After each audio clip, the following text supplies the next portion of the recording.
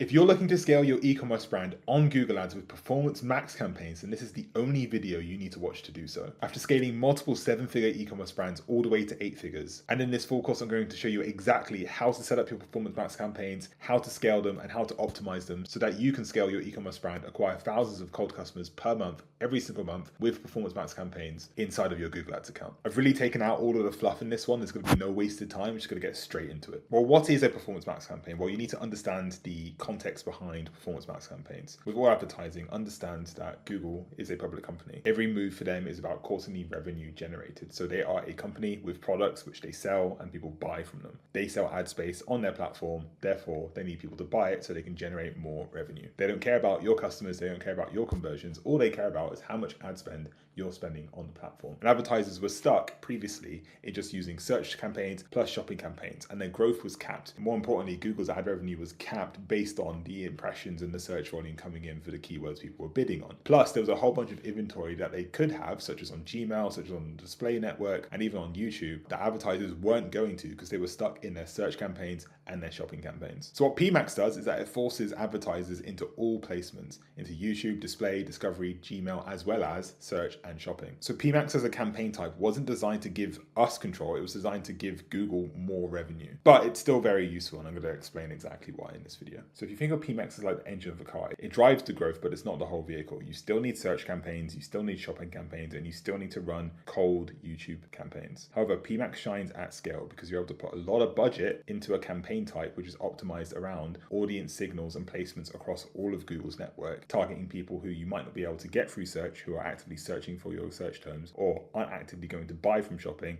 but they are going to buy from somewhere else. Just because PMax is there to be the core middle of funnel engine for your campaigns, don't just set it and forget it though. It works alongside other campaigns, and I'll show you how to have PMax alongside search, alongside shopping, alongside YouTube for your e-commerce brand to scale it. In terms of who should run PMax campaigns and who shouldn't run PMax campaigns isn't you, then you can turn off this video now. Just don't want to waste any of your time. It's the best fit for e-commerce brands with clean product feeds, proper conversion tracking, at least $50 to $100 per day in spend, and can at least generate 30 to 50 conversions per month on the bidding strategies that PMax operates on. It's a bad fit if you're a brand with a poorly optimized feed, you're not really on shopping too much, even though you should be if you're an e-commerce brand, or you have really tiny budgets. You probably want to stick on manual search and manual shopping for this. So if you can't maintain a strong product feed and you can't maintain a strong amount of budget to put into it, then PMax probably isn't for you, and you want to use a more beginner campaign strategy, which we cover more on our channel. As I alluded to earlier, PMax sits firmly within the middle of funnel. So it's acting as a catch-all campaign designed to cover all of your bases. So when your search campaigns aren't performing as well, or it might drop the ball in terms of a bid or lose an auction, or if your shopping campaigns really need a bit more budget towards it, PMax can come in and cover all of the different catch-all placements and bids that your other campaigns aren't converting on. It basically ensures that you're efficient in reaching potential customers across every major Google placement while still driving bottom line results. So if you think of it as like a cornerstone campaign,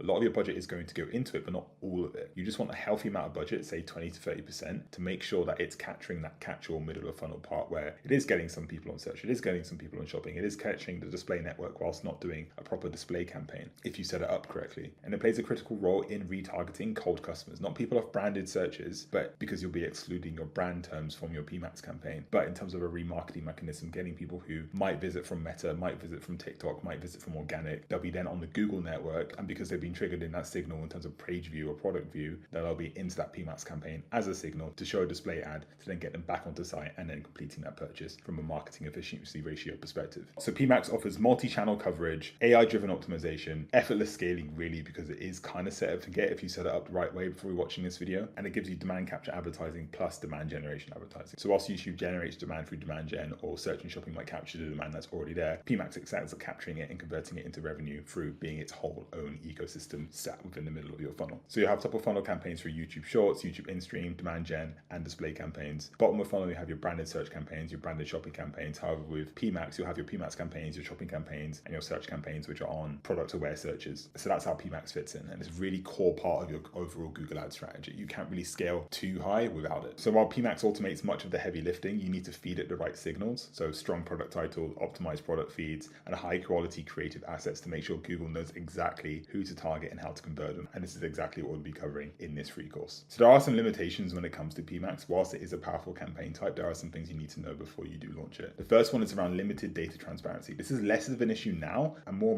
are able to see into PMax in terms of where its placements, where its costs are, where its conversion data is. However, there are some attribution issues where PMax can often take credit for sales from other marketing channels. So you want to use a source of truth third-party attribution tool like Triple Whale or Northbeam to get a clearer picture of your multi-channel performance. On the face of it, there is a lack of granular reporting, which you can usually get in search or shopping. So for this, we want to use a Mike Rhodes PMax script. There's a free one, which I'll link in the description to his website to be able to use on your PMax campaigns to get much more detail about exactly what's going on inside of there. Google is rolling out some features which are enabling you to have the same level of insight that Mike Rhodes scripts is able to give you. However, it comes nowhere near close, and Mike Rhodes script is really the gold standard when it comes to analyzing and auditing PMax campaigns. You can get that. I'll put it in the description for you. The second one is reduced control over ad placement. So if you launch PMax without any consideration of to where your placements are, if you're not excluding any landing pages, if you're not excluding any particular placements, then it can get out of control, and you can find yourself wasting ad budget on placements which you never would have put on in the first place and will never go to convert at all. So to solve this, you want to audit your landing pages where the placements are. You may want to turn off some of the automations which are happening, and you definitely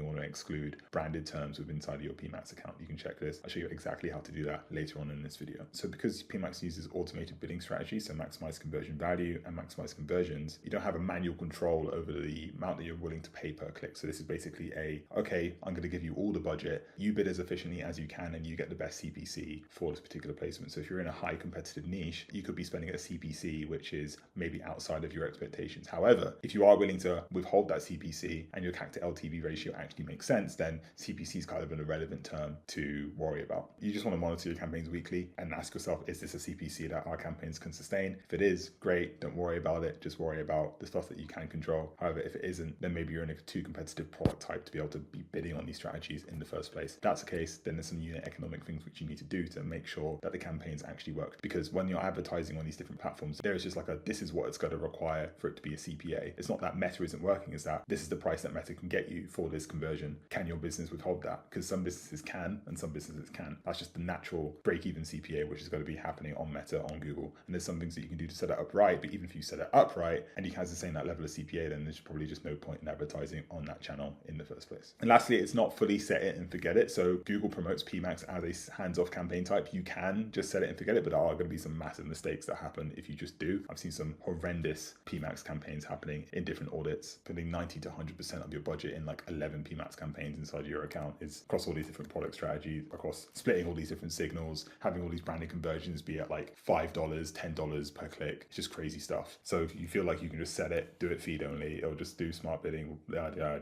that's just not the case. So your budgets can be wasted on low performing placements and low performing products. You can be using inefficient keywords which drive up costs if you're not excluding them inside your PMax account. And automation can optimize for the wrong signals if you give it the wrong signals. So you can't just set it up, you let it go broad and go crazy. You do need to give PMax the signals that it needs to be able to perform the best. And you can aggressively scale a PMax. I'll show you a PMax account later where the budget is at 20K per day. And it does fill a gap in your funnel in terms of where it sits in your e-commerce growth engine with Google Ads. However, think of it as like guided automation. This is just a campaign type which loves signals, loves being able to be pointed at stuff. It'll then go out and get it, but it all depends on the inputs which you give it, which I'm going to show you how to do right now. So before we get into setting up PMax, there are just some best practices which you need to consider before setting it up. First, you want to structure your campaigns properly. The way you structure PMax campaigns directly impacts the performance and scalability. You need to thoughtfully segment your products based on either product category or specific campaign goals. So if you're running multiple collections or have very different product types, set up multiple asset groups within a single PMax campaign and keep targeting and messaging aligned and also your signals tailored to that specific asset group. If you want more control over individual product lines or collections, then those are like two completely different audiences and avatars. You want to kind of split those out and also have different budgets testing them. But if it's just like two different supplements under that same product category, you'd want them within the same PMax campaign. That's so you can adhere to signal density, which is where you're keeping all your signals in terms of where that campaign is pointing to all within one campaign, as opposed to splitting it across all these other different campaigns and hoping Google optimizes on an account level. PS, it doesn't. Also, if you're advertising across multiple countries or different regions, you want to run separate PMax campaigns depending on the location. You never want to run two locations at once. You always want to keep it within the budget that is congruent for that particular location type. Keep them separate. So the key here is to avoid throwing everything into one massive PMax campaign if you have completely different separate product categories and you're advertising to different locations. More often than not, you do want to throw everything into one campaign and just have it be scaled on that one particular bit, because you're an e-commerce brand around a particular product category. You may as well just throw it all into one. However, if you sell like wallets, but then you also sell luggage, two completely different things. You have the branded thing for the actual brand under that household, but but then you've got people who are only searching for wallets, but they're not searching for luggage on Google. So you want to have particular campaigns for wallets, particular campaigns for luggage. Done. One of the biggest mistakes in PMax is letting it waste budgets on products that simply won't sell or aren't your profit drivers. You want to have a Pareto principle with this. What are the 20% of products which generate 80% of your revenue? Or even what's the 4% of products which generate 96% of your revenue? You want to start there with your PMax and honestly put your best foot forward in terms of your best offers. You have your products which are there for cold traffic as opposed to the ones which you have more for the back end. So choose the product which is best going to be able to be led on cold traffic and on Performance Max. You want to regularly review your product performance and remove SKUs that are burning budget without converting. For larger catalogs, you want to set up zombie asset groups. So these are collections of underperforming products to isolate and test it as a way to make them work without hurting your main campaigns. Don't neglect the fact that you still need dedicated product pages to this and you still need to actually optimize these campaigns properly with these zombie products. They might just not work on Google and that's okay. But at least you split them out away from the products which are meant to be your scalers. You want to have your scalers dedicated within one particular budget. Then finally, you want to focus your primary asset groups on your highly converting products to maximize efficiency. So every impression and click counts. Don't let Google waste them on SKUs that won't bring any revenue. And finally, you want to use strong audience signals. So although PMax is designed to be data-driven and automated, it still needs some sort of guidance, whether that be from your product feed itself, if you've got to run feed only and just broad, which we'll get into what those mean in a second, or if you're doing a full build asset group, you do want to have the strongest signals that you can in terms of who is a buyer, who isn't, who you're excluding, who you're going after, what do they search, where do they go to, who your competitors are, what websites do they browse, everything like that. And I'm going to show you exactly how to put that into your PMax campaign. So include your customer list, include any in-market audiences which you know work well for you, any custom intent audiences based on high intent keywords, competitor brand names, specific triggers or websites. And even though PMax will eventually find the right users, if you give it strong audience signals, you can start just a PMax campaign on site, just completely from scratch. So make sure your account level conversion tracking is also properly set up before launching. PMax relies heavily on past conversion data to optimize future results because it is a smart bidding strategy. So we covered everything you need to know before you set up a PMax campaign. Now I'm going to show you exactly how to set up the Performance Max campaign inside of your Google Ads account. So we're in one of our client Google Ads accounts. If you just want to set one up, you go plus and you click new campaign. From here, you want to click sales.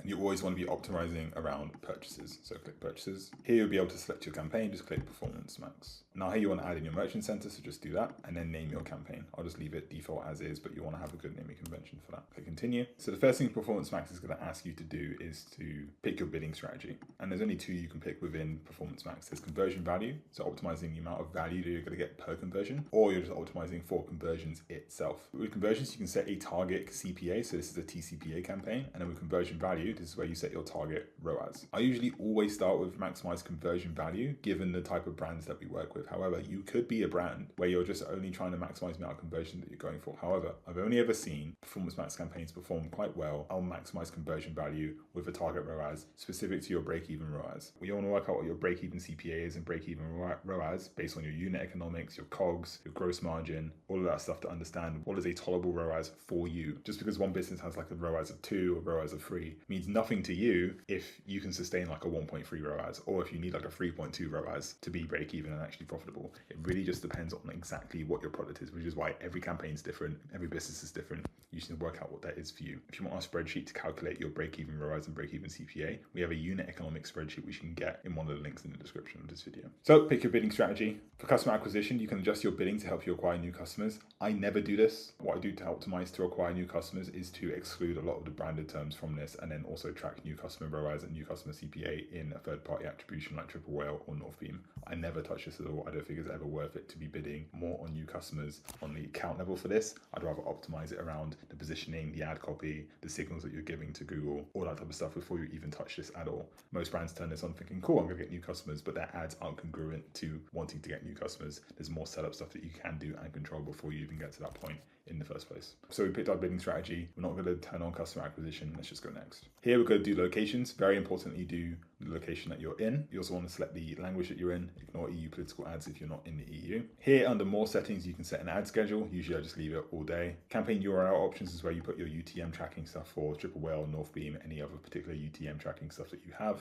You can do that here or after the campaign is published, you then do that back in Triple Whale. For devices, I typically turn off tablets and I turn off TV screens for PMax. I only put on TV screens for dedicated demand gen campaigns, and I never run anything on tablets at all. You want to monitor the performance between mobile phones and computers. Mobile phones will be your highest converting, highest searching, highest cost device, so you always want to have this on. It might not be worth for you to have computers. You want to check that specifically by breaking the campaign down by device and seeing how computer is performing compared to mobile. If your computer metrics are great, keep it on. If it isn't, turn it off. Very simple. Here you want to add in brand exclusions, but this isn't foolproof. You want to do this just for due diligence, but there is other stuff you're going to have to do in terms of getting rid of your branded terms, which I'm going to show you later in this video. So add in your brand exclusions here. And if you have any age exclusions where you sell a particular product which is only going to be bought by people who are over a certain age, then you want to put them here as well. And click next. So now here is where you create your asset group. You want to give it a name. Then you want to pick the particular products which you're going to be putting into your listing group. If you just want to have all your products in here, then that's fine. However, if you have a certain different categories of products, so you've got like dresses and you've got like shoes and you've got like hats, then this is where in the asset group creation, you want to build the asset group specific to that product category. So you want to go into your listing group here, use a selection of products, and then filter by item ID and just go through the particular products you want to have within this listing group. Here you can enter in your brand guidelines, just enter in your business name, add your logos, your custom colors, and any fonts and that type of stuff as well. That's just to help with the congruency of the ad itself. And then here is where you add in all of your assets. So this is where you add in your headlines, your long headlines, your descriptions, your images, and the landing page specific to that collection or that particular end goal of that asset group. Again, for example, if you have hats and then shoes and then skirts, then you want to put the collection page to hats and collection page to shoes, collection page to skirts, just so when people are searching for that type of stuff, they're able to go straight to that product or straight to that collection page. Or if you just want to leave it straight and put your final URL as your brand, then Google will be able to find the right products for you based on if it's a shopping click on search, if it's using any automation on that, and so able to pull them to the website. This is something you want to test specifically to your brand, but this is where you change the final URL for this particular asset group. For headlines, long headlines, and descriptions, you want to max all of these out. So you want 15 headlines, 5 long headlines, and 5 descriptions. And if you want a free GPT, which helps you write all of these for you in literally like 2 minutes, then there's a link to that in the description. Just enter in your email, send it to you right away. It's our internal custom GPT, which we use to write all of our copy here at the agency. Images, you have 20 of them. You want to put your best performing images, not static ads, but just like actual images, so product images, lifestyle images, images in use, high production stuff in here at different aspect ratios. So if you go into here, you can add in horizontal, you can add in square, you can add in vertical images as well, and crop other images specific to that aspect ratio. Fill up all 20 of these and cycle these in and out to be able to optimize your performance. Here you can add in videos, and if you don't have a video, Google will automatically create one in most cases. It actually won't, usually. The one that it does create is really ugly, but if you go into Micro's PMAT script and you order any PMAT account, it hardly gets any spend at all. And do not add any videos in here, because then it will promote some videos going in here. I personally don't put any videos in PMAX at all and keep my video spend low. I'd rather have that video budget go to a dedicated demand gen campaign on cold customers with everything else excluded, direct response style, with a custom cold traffic funnel specific to that. With this, you just want to keep it middle of funnel, no videos whatsoever. Site links, add in your account site links, which are specific to this particular asset group. Call to action, I usually leave as shop now because we're an e-commerce site.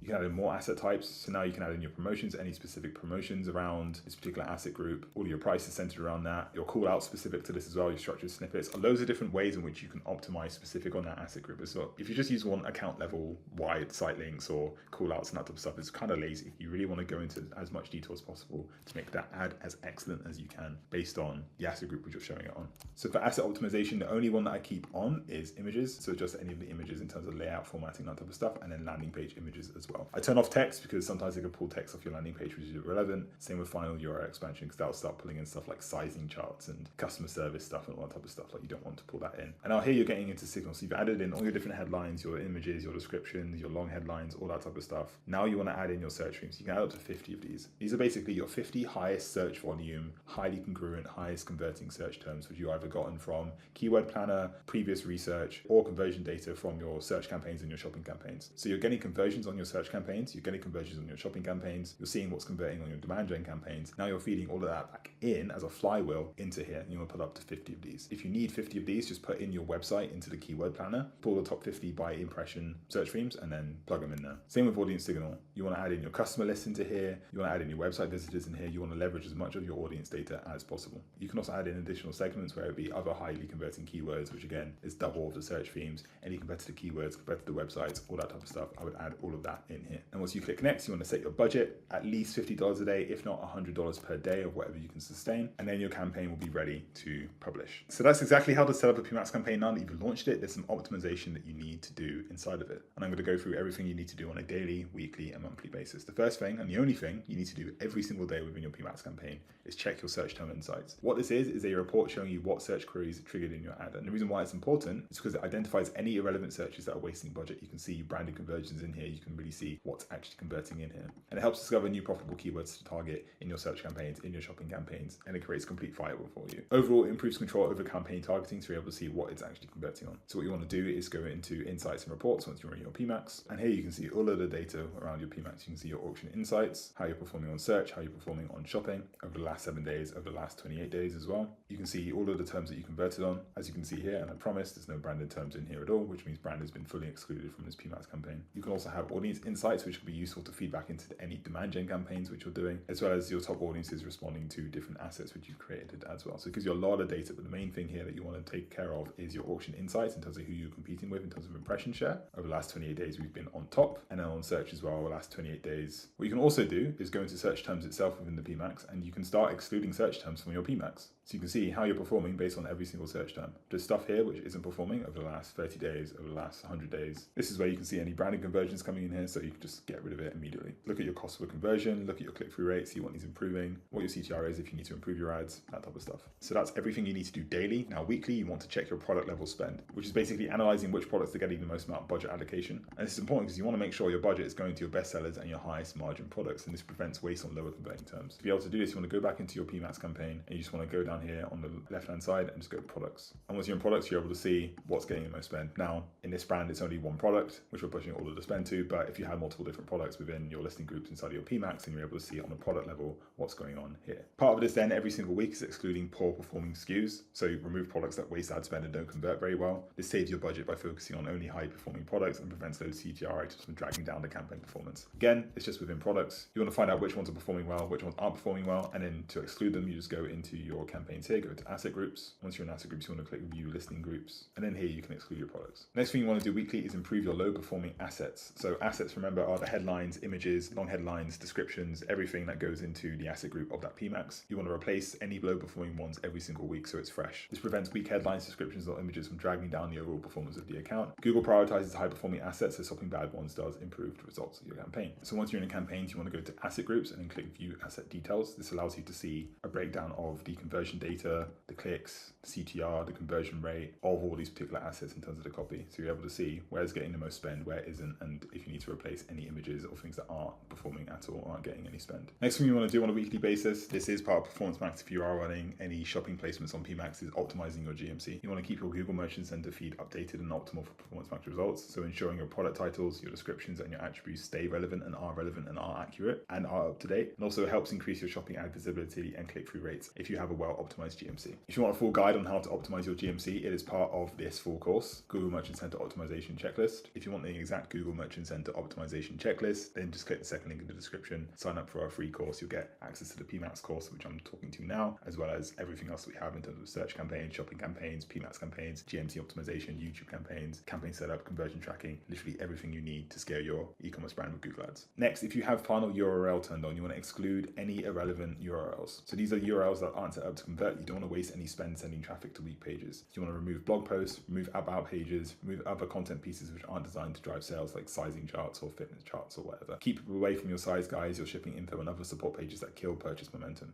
And you want to add customer service and contact pages to your exclusions to maintain strong conversion rates and no wasted ad spend on this as well. Review your analytics to find pages with high bounce rates and add them to your exclusion list. Make sure to exclude out of stock product pages until inventory returns. Keep your best performing URLs for open traffic and exclude anything that might dilute your results. So the way to do this is that if you have automatically created assets on, you just click exclude some URLs. You click that and you're able to exclude any URLs that you want. To find out which landing pages are actually being included in your PMAX, you go to report editor and you can scroll down here when and where your ad shows, and then it's PMAX campaigns placement. You click that and it'll show you all of the pages which your PMAX is showing on, and then you want to go back into your exclusions and exclude those. That's something that most people miss. Next, you want to monitor your pages reports. So you want to check your pages report weekly to see which landing pages are actually driving conversions for your PMAX campaign. You want to look for pages with high spend but low conversion rates. These are your first candidates for exclusion or replacement. So to find it, you want to go back into report editor, scroll down, and you've got under ads and assets, you've got landing pages. See how the pages you're directing ad traffic to are performing. Click that, go through that, and then you're able to see which ones are which. And now on a monthly basis, you want to update your search themes. So you want to ensure that your search themes, which are a form of keyword guidance for PMAX, are aligned with high performing queries. So basically to do this, you want to go back into your search campaigns, go back into your shopping campaigns, and then go into your PMAX campaigns as well. Find out which terms are converting the most, and then